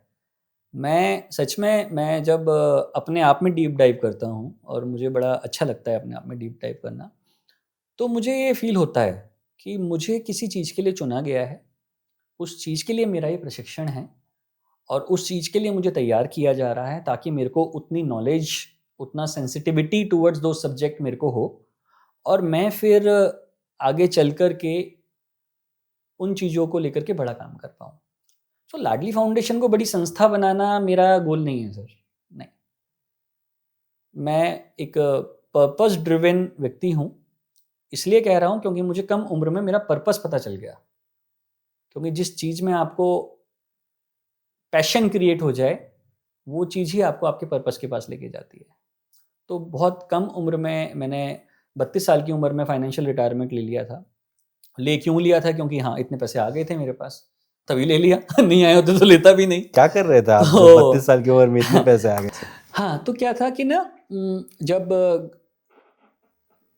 गुब्बारे बेचा करता था तो पिटाई विटाई हो जाया करती थी, तो बुआ वगैरह ने छुड़वा दिया। तो मैं केमिस्ट शॉप पर एज ए छोटू काम करने लग गया। तो वहाँ पैसे वैसे तो नहीं मिलते थे, बट काम सीखने के लिए, और इंगेजमेंट वही कि भाई इंगेज रहेगा कहीं ना कहीं। लेकिन फिर भी आपके पास थोड़ा बहुत टाइम तो होता था, खेलने कूदने जाते थे, फिर पिट के आ जाते थे। तो क्योंकि मेरे पेरेंट्स नहीं थे, इसलिए ज़्यादा पिटाई होती थी कि भाई सबको पता था कि इसका कोई, तो जो आस पड़ोस के जो लड़के होते थे, वो जो छोटे बच्चे होते थे, मतलब कोई बड़ा नहीं मारता था, मतलब जो गैंग ऑफ डेलिक्वेंट्स हो गया, शरारती बच्चे हो गए, उनसे बहुत पिटता था। तो वो सब नशा करने वाले थे। तो पता नहीं, अब 9-10 साल का बच्चा तो क्या ही दिमाग लगाएगा, बट एक आया आइडिया कि भाई सोशल प्रोटेक्शन के लिए इनके बीच में घुस जाओ, इनसे दोस्ती कर लो। अब इनसे दोस्ती कैसे करो, इंडिविजुअली तो दोस्ती होगी नहीं। तो दिल्ली पुलिस उस वक्त क्या करती थी कि ऐसे लड़कों को शाम को इवनिंग में इकट्ठा करके स्पोर्ट्स में एंगेज करती थी। तो मैं वहाँ जाकर के वॉलंटियरिंग करता था। तो जैसे कबड्डी चल रही है तो कबड्डी की लाइनें खींचना, ग्राउंड साफ करना, तो वो सब वहाँ जा करके करता था, तो पुलिस वालों से भी दोस्ती हो गई, वो भी प्यार करने लगे, उनको पता चला कि भाई इसके माँ बाप नहीं है, तो वो पैम्परिंग वहाँ पर मिलने लग गई। और इन लड़कों को लगा कि भाई पुलिस वाले से प्यार करते थे, इन्होंने पिटाई बंद कर दी। दैट इज हाउ दैट वो इवॉल्व हो गया, और उसमें मजा आने लग गया, तो धीरे धीरे वहाँ दोस्ती हो गई। तो 10 लड़के, 20 लड़के, 50 लड़के, 100 लड़के, 200 लड़कों का ग्रुप बन गया, बहुत बड़ा बड़ा, ओवर द ईयर्स। और वो ग्रुप किन लड़कों का था? वो ग्रुप सारे उन लड़कों का था जो कभी पिक पॉकेटर्स हुआ करते थे, कभी अच्छे नामी ग्रामी बदमाश हुआ करते थे, ये सब थे। तो केमिस्ट्री शॉप पे काम करते करते फिर मैं 250 रुपये, वो केमिस्ट्री शॉप वहाँ से शिफ्ट हो गई थी, तो मैं डॉक्टर थे, एक डॉक्टर उनके यहाँ पर क्लिनिक पर कंपाउंडरी करने लग गया। वहाँ 250 रुपये महीना तनख्वाह मिलती थी। अब 250 रुपये महीना एक डॉक्टर के यहाँ पर कंपाउंडरी कर रहे हैं। मेरी 10th भी क्लियर हो गई थी, 11th में एडमिशन मिला, लेकिन पढ़ाई छोड़नी पड़ गई क्योंकि इतने पैसे नहीं थे कि मैं रेफरेंस बुक खरीद सकूँ, तो मैं पूरा खाली हो गया था, स्कूल भी नहीं था। तो मैंने डॉक्टर साहब से रिक्वेस्ट की कि भाई मेरे को अगर आप, वो बत्रा हॉस्पिटल से आए थे, कि आप बत्रा हॉस्पिटल में अगर आप मुझे वार्ड बॉय लगवा दें, तो जो आप मुझे 250 रुपये देते हैं वहाँ पर मुझे 2800 रुपये कॉन्ट्रैक्ट में, ठेकेदारी में मिल जाएंगे। तो उन्होंने बोला हाँ मैं लगवा दूंगा। तो जब मैं उनके रेफरेंस से गया, तो मेरी उम्र उस वक्त 18 नहीं थी, तो मुझे नहीं लगाया। तो फिर मैं उनके पास काम करने लग गया। लेकिन जिस दिन 18 का हो गया, फिर मैंने रिक्वेस्ट करी, तो फिर मैं इंटरव्यू देने गया, फिर मुझे नहीं लगाया। फिर मैं पुलिस वालों को बोल करके, जहाँ जो मेरे दोस्त थे ये सब लोग, इनसे रिक्वेस्ट लगवाई, डॉक्टर साहब से भी लगवाई। फिर मैं गया, तो वो हाँ जो सुपरवाइज़र था उसने बहुत इंसल्ट किया मुझे, मतलब जॉब भी नहीं दी कि भाई सिफारिशी आ जाते हैं, ये आ जाते हैं, वो आ जाते हैं। मैंने तो मैं सिफारिश से आया हूँ ठीक है, लेकिन आप, मेरे को काम भी आता है, आप मुझे जो काम बोलेंगे, आप मेरे को इंटरव्यू में कुछ भी पूछिए, अगर मैं जवाब नहीं दे पाऊंगा तो मुझे मत रखना। तो उसे लगा कि मैं घमंड दिखा रहा हूँ, तो उसने बहुत गालियाँ उलियाँ दे करके मुझे भगा दिया। बट कहीं ना कहीं ईश्वर इस चीज़ को रिकॉर्ड कर रहा था, जैसे आप अभी मेरा पॉडकास्ट रिकॉर्ड कर रहे हैं, ऐसे ईश्वर रिकॉर्ड कर रहा था। तो ये मैं आंसर दे रहा हूं कि मेरी बिजनेसेस और मेरी सक्सेस, फाइनेंशियल रिटायरमेंट, तो वो मैंने नहीं, वो ईश्वर ने मुझे कैसे दी, मैं वो बता रहा हूं आपको। तो मेरी डॉक्टर, वहां तो मेरी जॉब लगी नहीं बत्रा हॉस्पिटल में, तो मैं सेल्स बॉय का मुझे इंटरव्यू आया शॉपर स्टॉप में, और वहां पर मुझे एडिडास के परफ्यूम काउंटर पे सेल्स बॉय की जॉब मिल गई, सेम तनख्वाह पर। तो मैं मजे से वहां जॉब करने लग गया। सुबह की जॉब होती थी, शाम को इवनिंग खाली होती थी, मैं अपने वही मेरे लड़कों के साथ वॉलंटियरिंग करनी ही करनी है पुलिस के। तो वॉलंटियरिंग पैशन बन चुकी थी। जिंदगी में खाना मिस हो सकता है, लेकिन वॉलंटियरिंग मिस नहीं हो सकती।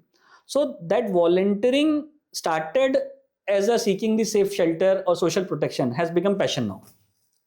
तो वो चलने लग गया, लड़कों की टीम बड़ी हो गई। तो 2008-9 में छतरपुर मंदिर में जो यहाँ के एसएचओ थे दक्षिणपुरी के, उनका ट्रांसफर हो गया मेहरौली एरिया में। तो वहाँ पर बड़ी समस्या थी पिक पॉकेटिंग की, कि मंदिर में आए दिन मोबाइल चोरी, पर्स चोरी हुआ करते थे। अब वो पूरा मंदिर प्रशासन बहुत परेशान, पुलिस भी परेशान। तो इन एसएचओ को आइडिया आया कि वहाँ पर ये, इसके पास वॉलंटियरिंग फोर्स बहुत अच्छी है, इसके लड़के अगर यहाँ आकर के सिक्योरिटी की वॉलंटियरिंग करें, फ्रिस्किंग करेंगे और सर्विलांस रखेंगे, तो शायद हो सकता है पिक पॉकेटिंग बंद हो जाए। हम लोगों को नवरात्रे में बुलाया गया। अब मेरे वाले जो वॉलंटियर थे वो सारे वो थे जो पूर्व में पिक पॉकेटर्स थे। तो वो जब वहां पर एज ए सिक्योरिटी में खड़े होने शुरू हुए, तो उनको देख करके सारे नए वाले भाग गए। तो एक भी नवरात्रों में पिक पॉकेटिंग नहीं हुई। अब ये देख करके मंदिर प्रशासन बहुत इंप्रेस, हम लोगों को बुलाया गया, 300 रुपए कुर्ता पजामा दिया गया। किसने दिया जी? मंदिर के चेयरमैन ने दिया। बाद में पता चला कि छतरपुर मंदिर के जो चेयरमैन है वो बत्रा हॉस्पिटल के मालिक हैं। तो वापस से यादें ताजा हो गई कि भाई हॉस्पिटल से आपको भगाया गया था, ये हुआ था, वो हुआ था। तो हम रेगुलरली मंदिर में जाने लग गए। चेयरमैन साहब हमें कुर्ता पजामा देते थे, 300 रुपये देते थे, हम भी खुशी खुशी आ जाते थे। उनकी नज़रों में भी नाउ मैं देवेंद्र एक अच्छा लड़का, और हमारी टीम, हम काम करने वाले लोग, और हमारी वजह से मंदिर में पिक पॉकेटिंग बंद हो गई, हम सेवा करते हैं। तो ये एक छवि अच्छी निकल के आई। तो बत्रा हॉस्पिटल में 2008 में हो गई स्ट्राइक, और वो स्ट्राइक इतनी ज़बरदस्त थी कि पूरा हॉस्पिटल शटडाउन पे आ गया। तो रात को मुझे जो बत्रा हॉस्पिटल के ओनर थे एल बत्रा साहब, उनका कॉल आया, और बारिश का टाइम था। उन्होंने बोला भाई मेरे हॉस्पिटल में स्ट्राइक हो गई है, क्या तेरे लड़के यहाँ आके सेवा कर सकते हैं? मेरे मरीजों का जो साफ सफाई करना है, दवाई देनी है, कपड़े चेंज करने हैं, हमारे पास कोई नहीं है, खाना खिलाने को कोई नहीं है। मैं सुबह-सुबह 7 बजे अपने लड़के लेकर के वहाँ पहुँच गया और हम लोगों ने हॉस्पिटल को टेक ओवर कर लिया। और पता चला कि शाम तक, क्योंकि हमने टेक ओवर कर लिया, इस वजह से स्ट्राइक टूट गई और उनके लोग वापस आ गए। तो बत्रा साहब ने मुझे बुलाया, मुझे पैसे दिए, ऑफ़र किए, रखे कि ये तेरे लड़कों के। तो मैंने बोला सर आपने सेवा के लिए बुलाया था, पैसे तो मैं नहीं ले सकता इस चीज़ के, क्योंकि आपने सेवा के लिए बुलाया था। तो पता नहीं कहाँ से आवाज़ आई, मतलब इट वाज़ नॉट प्लान्ड। उन्होंने बहुत मेरे से रिक्वेस्ट किया, मैंने नहीं माना। तो कह रहे मैं क्या कर सकता हूँ? मैंने जी मेरे 2-4 लड़कों को जॉब दे दो। अच्छा, मेरी तो वो एम्बिशन थी कि मैं यहाँ बत्रा हॉस्पिटल में वार्ड बॉय नहीं लग पाया, लेकिन अब तो मेरी ठीक है, एक अच्छी जॉब थी। तो वार्ड बॉय के लिए तो मैंने उनको नहीं बोला, मैंने जी मेरे लड़कों को आप जॉब वॉब दे दो। तो कह रहे ठीक है मैं कुछ दिन में बुलाता हूँ, करता हूँ। तो 4-6 महीने गुजर गए, कुछ नहीं हुआ। 1 साल बाद फिर स्ट्राइक हो गई। अब इस बार और बड़ी स्ट्राइक। इस बार फिर उन्होंने मुझे बुलाया, तो इस बार था हिसाब कि वहाँ पर हो सकता है तोड़-फोड़ हो जाए, एमआरआई की मशीन वगैरह फोड़ दें वो लोग, जो यूनियन वगैरह थी ये सब। तो मेरे पास जो वॉलंटियर लड़के थे मेरे सारे, वही पूर्व में वो थे। तो हम लोगों ने फिर टेक ओवर किया। तो उनको देख करके कोई वहाँ तोड़-फोड़ नहीं हुई, कुछ नहीं हुई। ईज़ी वे में 13-14 दिन गुज़रे, स्ट्राइक फिर खत्म हो गई। इस बार बत्रा साहब ने फिर बड़ा लिफ़ाफ़ा रख दिया मेरे आगे कि नहीं तू इतने दिन रहा, तेरे को पैसे की ज़रूरत है, इतना कहाँ से किया होगा? मैंने जी हम सेवा करने आए थे, आपने खाना दे दिया, रहना दे दिया। मेरी फिर वही रिक्वेस्ट है कि मेरे लड़कों को जॉब दे दो, क्योंकि मेरे लड़के जॉब सीकर्स हैं। ये बेचारे जहाँ से आए हैं, ये लोग नशा नहीं करते, पूर्व में जैसे भी थे, जो भी था, बट आज की डेट में they are well disciplined boys. तो उन्होंने बोला ठीक है मैं 1 हफ्ते बाद बुलाता हूँ। फिर 1 हफ्ते बाद उन्होंने बुलाया मुझे और उन्होंने बोला कि मैं कॉन्ट्रैक्टर से बहुत परेशान हो गया हूँ और ये आए दिन कुछ ना कुछ गड़बड़ यहाँ करता रहता है। तो अगर मैं तेरी कंपनी बनाऊँ तो क्या तू ये कॉन्ट्रैक्ट चला लेगा? मेरे पैरों के नीचे से ज़मीन तो निकली थोड़ी देर के लिए, बट पता नहीं कहाँ से हाँ भी निकली। तो जैसे ही मैंने हाँ कहा, उन्होंने प्रोसेस शुरू किया। उन्होंने मेरी कंपनी के लिए ईएसआई, पीएफ सारे रजिस्ट्रेशन, सब कंपनी बनाना, सब कुछ कराया और वो पूरा का पूरा कॉन्ट्रैक्ट जिसमें मैं 2003 में वार्ड बॉय लगने के लिए गया था, अब मैं उसका मालिक बन के वहाँ था। और मुझे वो दिन याद है, 27 जनवरी का वो दिन था कि मैं अपने 326 लड़कों के साथ उस हॉस्पिटल में एंटर कर रहा था और वही सुपरवाइज़र जिसने मुझे भगाया था इंसल्ट करके, उसका रिज़्यूम मेरी टेबल पे था। और 1 महीने पहले तक मेरी इनकम ₹7,000 महीना थी। 1 महीने बाद मेरी इनकम ₹6 लाख महीना थी। तो ये बहुत बड़ा मेरी ज़िंदगी में मिरेकल हुआ था और उसको मैंने सस्टेन किया। 10 साल तक मैंने ये पूरा काम रन किया। इतने पैसे कमा लिए, अच्छे खासे पैसे कमा लिए कि दक्षिणपुरी के स्लम से निकल कर के मैं डीडीए फ्लैट नहीं गया। मुझे ईश्वर ने सीधा ग्रेटर कैलाश भेजा। तो मैं 1 साल के अंदर जीके आ गया और तब से मैं फिर जीके रहा। अभी रिसेंटली शिफ्ट हुआ। तो इतने फाइनेंशियल प्लानिंग, क्योंकि अब 10 साल आपने अच्छे पैसे कमाए हैं, अच्छा सब कुछ किया है और फिर आपने अपना काम नहीं छोड़ा। 2012 में लाडली आपने खोल लिया, अपने पैशन को भी जी रहे हैं। तो फाइनेंशियल प्लानिंग, फिर लोगों का सर्कल, समाज आपको बहुत कुछ देता है। तो मेरा एक कोट है, the one is that society is like a canvas, it's you who need to paint it beautifully. And the second is, विरासत में भले ही आपको कुछ ना मिला हो, लेकिन यदि आपके अंदर संयम है और समर्पण है, तो समाज आपको वो दे सकता है जो आपने कल्पना भी नहीं की थी। और वो सक्सेस का तो कोई पैरामीटर है नहीं, लग्ज़री का तो कोई पैरामीटर है नहीं। तो एक लेवल पर आकर के आपका मन जब उन चीज़ों में ना लगे, तो आपको समझ लेना चाहिए कि अब आपको दूसरे रास्ते जाना है। तो फाइनेंशियल गेन और फाइनेंस से रिलेटेड चीज़ों में मज़ा नहीं आ रहा था, मज़ा आ रहा था लाडली फाउंडेशन में। अब जब फुल टाइम 2019 के बाद लाडली में फुल टाइम हुआ, सब कुछ बंद कर दिया, सब शट डाउन कर दिया, तो पैसे एक इन्वेस्टमेंट पोर्टफोलियो बना लिया, रेंटल इनकम हो गई, तो उससे घर चलने लग गया, जितना एक नॉर्मल स्टैंडर्ड लाइफ के लिए चाहिए वो होने लग गया। तो अब पूर्णकालिक आपको कुछ तो करना है, तो वो क्या करना है? जो आपका मन करता है वो करना है। तो मन कहाँ करता है? वो सोशल इनोवेशंस में मेरा मन लगता है बहुत ज़्यादा, कि मैं ग्रास रूट पर जाकर के प्रॉब्लम्स को देखूँ, उसमें क्या बेहतर किया जा सकता है, उसमें सस्टेनेबिलिटी को कैसे इंश्योर किया जा सकता है। नए-नए सोशल इनोवेशन, खासकर जो अ, हमारे ट्रेडिशनल बिलीव्स हैं, उनको कैटर करते हुए, क्योंकि हिंदुस्तान में जो मेजर प्रॉब्लम्स हैं, वो हैं जहाँ पर हमारे ट्रेडिशन और हमारे कल्चर को ख़राब किया गया है। आप देखिए कल्चर को खराब किया गया एज इन डेलिबरेटली खराब किया मैं गया। सर इसी पे यही मैं बता रहा हूँ। मतलब पूज्य स्वामी अवधेशानंद गिरी जी इस बात को कई बार बोलते हैं। मैं उनका शिष्य हूँ तो मैं उनको सुनने का मौका मिलता है। वो बहुत स्ट्रांगली इस बात को कहते हैं कि किसी देश को यदि बर्बाद करना है या कोई देश अगर बर्बाद हुए हैं इतिहास में, तो उसकी नीति क्या रही है उसको बर्बाद करने की? आप उसके दर्शन को खराब करिए, उसकी फिलॉसफी को, आप उसकी सभ्यता को खराब करिए, हाँ, उसके सिविलाइजेशन को, और आप उसकी संस्कृति को खराब करिए, उसके कल्चर को। इन 3 चीज़ों में अगर आपने विकृति ला दी तो वो देश अपने आप खराब हो जाएगा। यही भारत के साथ हुआ। तो जो जहाँ-जहाँ पर सांस्कृतिक रूप से दोष लगे हुए हैं, अब सभ्यता का दोष तो मेरे बस की बात नहीं है। वो मेरे से परे की चीज़ है। हाँ, जब हम दर्शन की बात करें तो वो उस पे स्वामी जी काम कर रहे हैं, वो भी मेरे बस की बात नहीं है। तो एक दोष ऐसा है जहाँ पर मैं कंट्रीब्यूट कर सकता हूँ, वो है संस्कृति में, जहाँ पर संस्कृति को आगे रखकर उसको दूषित करके और समाज को बर्बाद किया गया। तो ऐसे जो कल्चरल बिलीव्स हैं जहाँ पर समाज की जो ऐसी चीज़ें थीं, संस्कृति की जो ऐसी चीज़ें थीं जो एक प्रोटेक्शन शील्ड का काम करती थी, उसको दूषित कर दिया। तो उनको रिवाइव करने की तरफ मैं काम कर रहा हूँ। तो वो कैसे होगा? इसका थोड़ा एग्जांपल हाँ, दीजिए। तो मैं उस पे आ रहा हूँ। तो उसको होगा जैसे एक आप हर साल 2 बार नवरात्रि सेलिब्रेट करते हैं और दोनों नवरात्रों में अष्टमी और नवमी के दिन हम कन्याओं को बुलाते हैं, कंजक पे बिठाते हैं। तो हम क्या कर रहे हैं? हम अपना संस्कृति में एक त्योहार है उसको मना रहे हैं।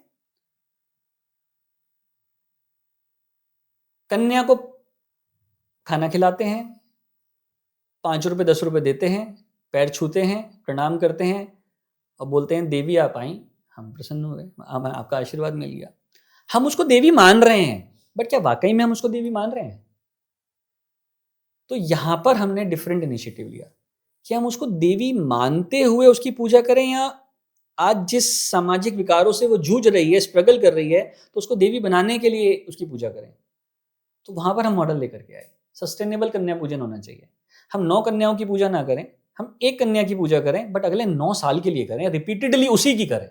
ये नहीं है कि आज मेरे घर नवरात्रों में कोई बच्ची आई है तो अगली बार दूसरी आएगी, अगली बार तीसरी आएगी, फिर चौथी आएगी। नो, हम स्लम की बच्चियाँ, हम इतने तो प्रिविलेज हैं कि भाई हम एक बच्ची के नाम का एजुकेशन का पैसा या हेल्थ का पैसा निकाल सकते हैं।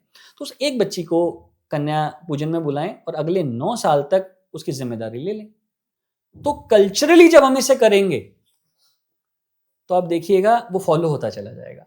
तो जब लाडली ये काम करती थी तो हमारे पास नंबर इतने से थे, लेकिन जैसे ही स्वामी जी हमारे साथ जुड़े और स्वामी जी ने अपने मुंह से बोल दिया, पूज्य स्वामी अवधेशानंद गिरी जी ने जैसे ये बोला कि हिंदू परिवारों में हर कन्या पूजन जैसे लाडली फाउंडेशन करती है ऐसे होना चाहिए। हम एक एक बच्ची को अगर गोद ले लें, या एक एक बच्ची की जो हमारे आस पड़ोस में जो हमारा हॉकर है, हमारा इलेक्ट्रिशियन है, हमारा फूल वाला, हमारा सफाई वाला, हमारा गार्ड, इनके बच्चियों की भी अगर पढ़ाई की जिम्मेदारी ले लें और उनसे हम एक रिश्ता बना लें कि बेटा तुम भी मेरी बेटी जैसी हो, तो आप बताइए ना, कल्चरली ये चीज़ सॉल्व हो गई ना। संस्कृति के माध्यम से हम अपना त्योहार भी मना रहे हैं, उन बच्चियों को सोशल एम्पावरमेंट भी दे रहे हैं।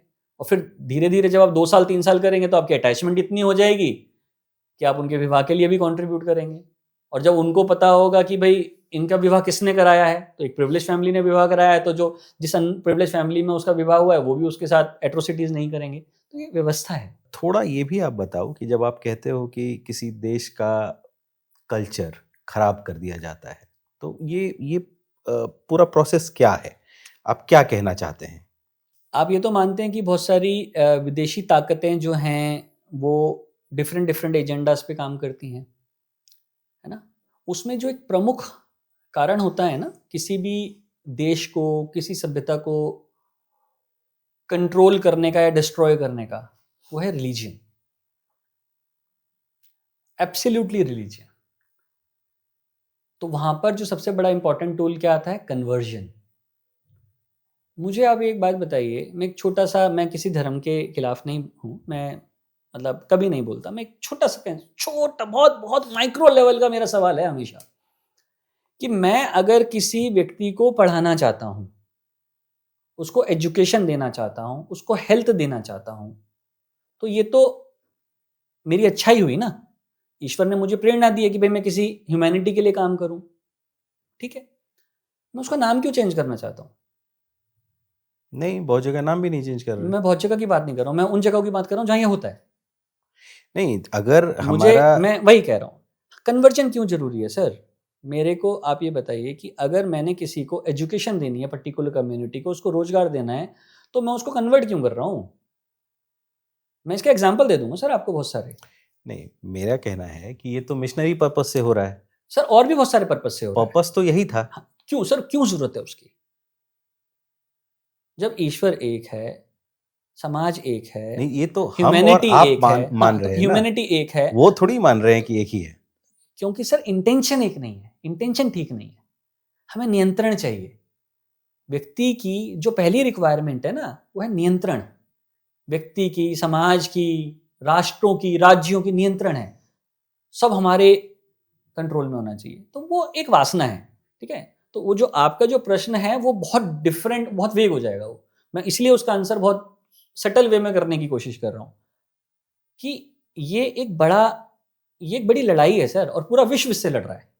खाली भारत नहीं लड़ रहा है, हर कोई लड़ रहा है। हर कोई लड़ रहा है, ठीक है? इज़राइल अपने लेवल पे लड़ रहा है, ईरान अपने लेवल पे लड़ रहा है, चर्च ऑफ इंग्लैंड अपने लेवल पे लड़ रहा है, भारत अपने लेवल पे लड़ रहा है। तो ये तो वर्ल्ड इश्यू है, ये एक वैश्विक इश्यू है सर। सोशल वर्क का काम हो और उसमें थ्रेट्स ना आए, चैलेंजेस ना आए, ऐसा तो हो नहीं सकता। सर बहुत आए हैं सर, अब तो आदी हो गए। अटैक्स भी हुए हैं, ऐसा नहीं हुआ। और अटैक यानी फिजिकल अटैक? हाँ, हाँ, एक आधा बार गाड़ी के शीशे-वीशे फूटे हैं। सोशल मीडिया पे बहुत अटैक आए हैं सर हमारे ऊपर। बहुत मतलब ऐसी गालियाँ जो हमने ज़िंदगी में नहीं सुनी थी, उनका भी सामना करना पड़ा है। तो वो चीज़ें, क्योंकि आप जब ऑब्वियसली जब आप गंदगी हटाने का काम करेंगे तो थोड़ा बहुत तो आप भी गंदे होंगे, है ना?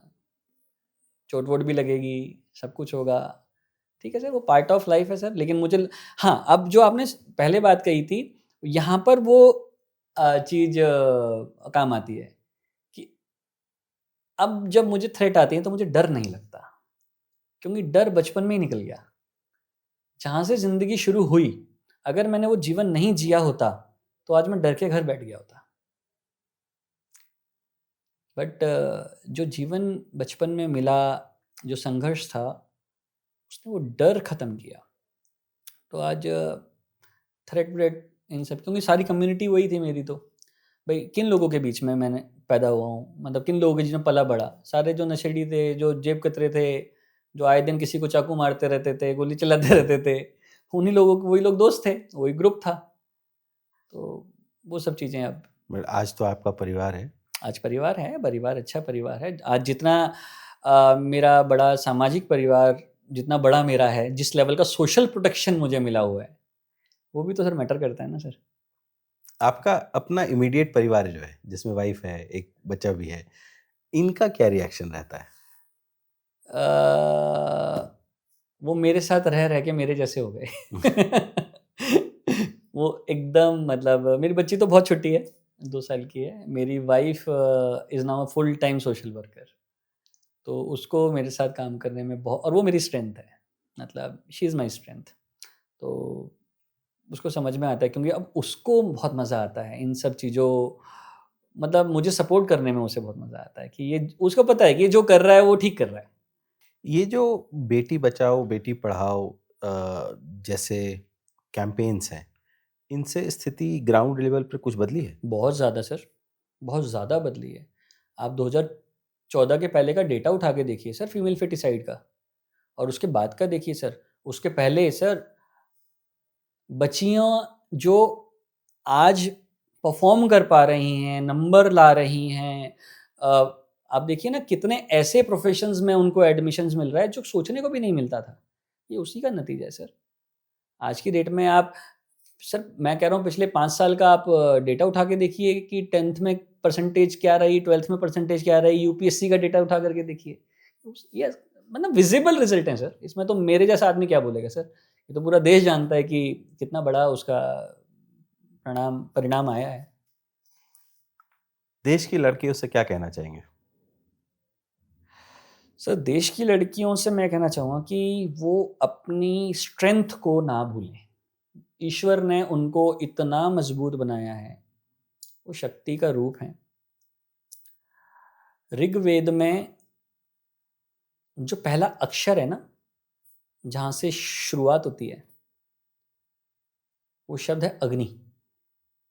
सबसे पुराना ग्रंथ है सब, है ना, ऋग्वेद। उसका पहला अक्षर है अग्नि, और अग्नि से जो वहाँ पर्याय है ना उसका, वो है नारी। तो उनसे ज़्यादा पावरफुल नहीं है। सिर्फ समय के साथ क्या हुआ कि वो अपनी स्ट्रेंथ को भूलती चली गई हैं, भूलती चली गई हैं। वो अपने आप को कमज़ोर ना समझें। वो जो कर सकती हैं, वो, मैं ये नहीं कह रहा हूँ कि वो अपने आप को लड़कों से ज़्यादा, कोई कॉम्पिटिशन नहीं है।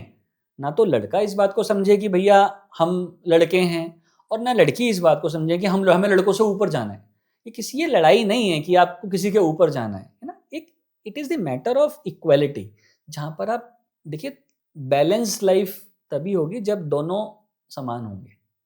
आप तराजू को ऊपर-नीचा करके पैरामीटर्स तय नहीं कर सकते हैं। So this is balance.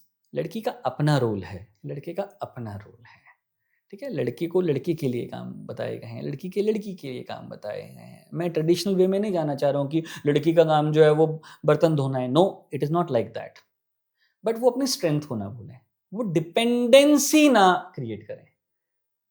क्या होता है कि हम, एक जो डिपेंडेंसी है ना, एक कल्चर आया है कि शादीशुदा जीवन में लड़कियां जो हैं वो डिपेंडेंट होती जा रही हैं, कि लड़का है, अरे वो काम करेगा, मुझे क्या टेंशन लेनी है, मुझे तो घर पे रहना है बस। नो, भले ही आपको घर पे रहना है, लेकिन फिर भी आप अपने आप को सेल्फ रिलायंट बनाइए, आप अपने आप को स्वावलंबी बनाइए। मैं ये नहीं कह रहा हूँ कि आप घर चलाने के लिए पैसा कमाइए, नहीं। आप, हमने मान लिया कि सामाजिक व्यवस्था है कि लड़का कमा करके लाएगा और घर चलेगा, लेकिन आप भी कमाइए। आप आगे, आप अपने आप को पीछे क्यों रख रहे हैं? आप उससे ऊपर जाने के लिए नहीं कमाना है आपको। अब लड़कियों में ये भी बहुत आ गया है, मैं तो इससे ज़्यादा कमाऊँगी। अरे नहीं यार, ये सोच नहीं, ये यही यही तो वो लोग चाहते हैं हमारे समाज को खराब करना। यही तो विकृति है। यही तो इंटरनेट पे ठूस-ठूस के परोसा जा रहा है। फेमिनिज्म के नाम पे। अब देखिए आपने कितना बढ़िया शब्द लिया। अब इस शब्द को अगर मैं डिफाइन करूँ तो मुझे गालियाँ पड़ती हैं। मैं कह रहा हूँ ये इतना प्यारा शब्द है, जिसमें बहुत क्लियर कहा गया है कि इक्वालिटी क्या होती है। आदमी और औरत दोनों एक दूसरे का सम्मान करें, this is called feminism. But यहाँ आते आते ये सूडो फेमिनिज्म में कन्वर्ट हो गया है कि औरतें जब आदमियों को कंट्रोल करेंगी वो फेमिनिज्म है। नहीं भैया, ऐसा नहीं है। फेमिनिज्म मतलब बराबर। सिंपली बराबर। आप एक दूसरे का सम्मान करिए, एक दूसरे की विचारधारा का सम्मान करिए, एक दूसरे को सपोर्ट करते हुए एक अच्छी सामाजिक व्यवस्था लेकर के आइए, दिस इज फेमिनिज्म। तो बट ठीक है, तो वो जो परोसा जा रहा है इंटरनेट पर, व्हाट्सएप यूनिवर्सिटीज़ में जो परोसा जा रहा है, वो समाज को विकृत करने के लिए है। हमें वहाँ पर समझ में आना चाहिए, अपनी स्ट्रेंथ को ना भूलें। लड़कियों की जो स्ट्रेंथ है वो लड़कों की नहीं है। ये बहुत क्लियरली मैं आपको बता रहा हूँ कि हम लोगों के बस का नहीं है। एक लड़की जब प्रेग्नेंट होकर के जब बच्चा डिलीवर करती है, जो पेन वो बियर कर सकती है, वो हम नहीं बियर कर सकते हैं। हर महीने जिन बीमारियों के रिस्क से होकर के वो गुजरती है और फिर भी काम करती है, फिर भी वो इनोवेट कर रही है, फिर भी वो एग्जीक्यूट कर रही है, वो हम नहीं कर सकते हैं। ये उनकी स्ट्रेंथ है। ईश्वर ने उनको हमसे ज़्यादा पावरफुल बनाया है, लेकिन वो भूल जाती हैं। तो वो भूलना नहीं है, और कम्पीट नहीं करना है, कंट्रीब्यूट करना है, कम्पीट नहीं करना है। तो कंपटीशन की जो भावना है, वो यहाँ पर गलत है। कंपटीशन हो तो किससे हो? अपने आप से हो। दूसरे से कंपटीशन क्या करना? आप पहले दिन हार जाते हैं जिस दिन आप दूसरे से कंपटीशन कर रहे हैं। आप अपने आप से कंपटीशन करिए ना कि मुझे घर पे नहीं बैठना है, मुझे स्वावलंबी बनना है, मेरा स्वाभिमान है और मैं अपने परिवार को साथ लेकर के चलूँगी। मैं उस हर स्थिति का सामना करने के लिए तैयार हूँ, जो मेरे परिवार पे संकट, मेरे समाज पे संकट ला सकती है। That I wanted to say to the girl. So and correct me if I am wrong, तो शादी जब शादी इंस्टीट्यूशन एज एन इंस्टीट्यूशन की बात होती है, तब आप कहते हैं कि इससे उसको एक सोशल सोशल सिक्योरिटी मिलेगी। बट आप कहते हैं कि उनको उसके अंदर भी एम्पावरमेंट करते रहना चाहिए जिससे कि इक्वालिटी भी हो सके, right? Very true sir, equality is very very important sir. Sir, अगर मैं अपने पार्टनर को रिस्पेक्ट नहीं करूँगा, उसके काम को रिस्पेक्ट नहीं करूँगा, तो क्या मैं घर में अच्छा माहौल दे पाऊँगा? अगर मैं किसी व्यक्ति को घर में विक्टिमाइज़ करके रखूँ और मैं सोचूँ कि ये घर में कुढ़ता रहे और मैं बाहर एन्जॉय करता रहूँ, तो उससे परिवार चलेगा क्या? घर में वो संवेदनाएँ पैदा नहीं हो पाएँगी। मेरे घर में अगर संवेदनशील माहौल नहीं है, मेरे घर में अगर खुशी का माहौल नहीं है, तो मैं किस समाज का निर्माण कर रहा हूँ? मैं किस परिवार का निर्माण कर रहा हूँ सर? तो इट इज़ नॉट लाइक कि हम सेल्फ सेंट्रिक हो जाएँ। हमें अगर सेल्फ सेंट्रिक होना है, तो उन चीज़ों में सेल्फ सेंट्रिक होना है, जहाँ हम अपने बारे में सोच रहे हैं। लेकिन जब हम परिवार के बारे में सोच रहे हैं, तो हमें परिवार के बारे में सोचना पड़ेगा। जब हम समाज के बारे में सोच रहे हैं, तो हमें समाज के बारे में सोचना पड़ेगा और यही व्यवहार है। ईश्वर ने जो पेड़ों पे फल लगाए हैं, वो पेड़ों के लिए नहीं है। हम्म, पेड़ों पर फल ईश्वर ने पेड़ों के लिए नहीं लगाए हैं, वो हमारे लिए लगाए हैं। पेड़ भी तो कह सकता है, मेरे फल हैं, ये तो मैं ही खाऊँगा। बट वो पेड़ नहीं खाता है उन फलों को, वो हमारे लिए हैं। तो सेम इस तरीके से हमारे को कुछ चीज़ें ईश्वर ने ऐसी दी हैं जो दूसरों के लिए हैं और वो हमें दूसरों को देनी चाहिए। यही परिवार है, यही समाज है। हमारे लिए अपने लिए जो दिया है वो हमें वो करना चाहिए। हमारे लिए अनुशासन दिया है, हमारे लिए ध्यान दिया है, हमारे लिए योग दिया है। हमें स्वस्थ रहना चाहिए, स्वयं में स्थित रहना चाहिए। ये हमारे लिए दिया गया है। तो हम उन चीज़ों को ग्रहण करें। देवेंद्र जी, आप हमारे पॉडकास्ट पे आए, अपना समय दिया, आपको बहुत बहुत धन्यवाद। Thank you so much sir. Thank you so much.